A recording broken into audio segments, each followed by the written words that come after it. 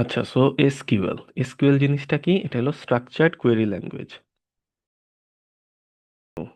দিয়ে কি করা হয়?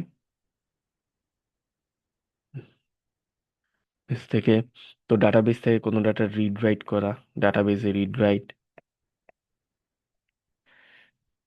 করা, বা কথা হলো কমিউনিকেট করার জন্য, ডাটাবেসের সাথে কমিউনিকেট করার জন্য যে ল্যাঙ্গুয়েজটা আর কি আমরা ইউজ করি, সেটা হলো এসকিউএল ল্যাঙ্গুয়েজ।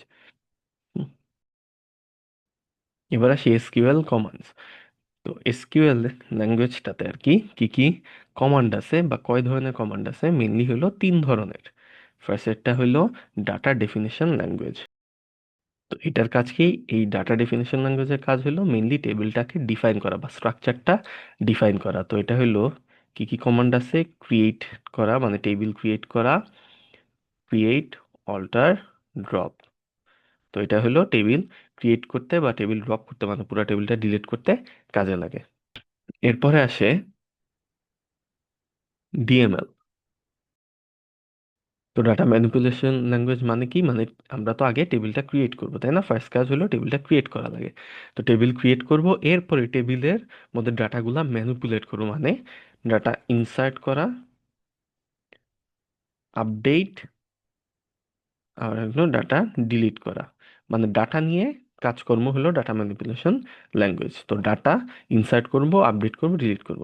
ওকে, এখন এখানে কোয়েশ্চেন আসতে পারে যে তাহলে ড্রপ করা মানে তো আমি টেবিল ডিলিট করতেছি, আর এখানে একটা ডিলিট আছে, এই দুটার মধ্যে পার্থক্য কি?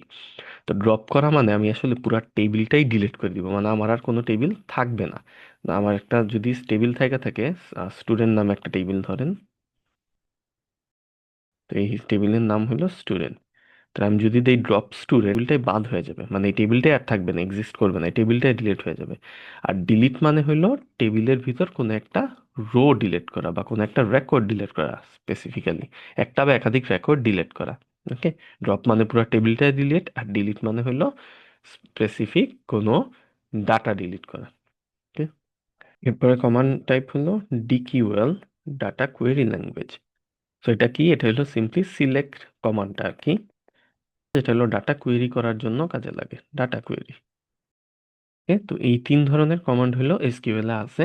সো আমরা এগুলো ইনশাল্লাহ দেখবো।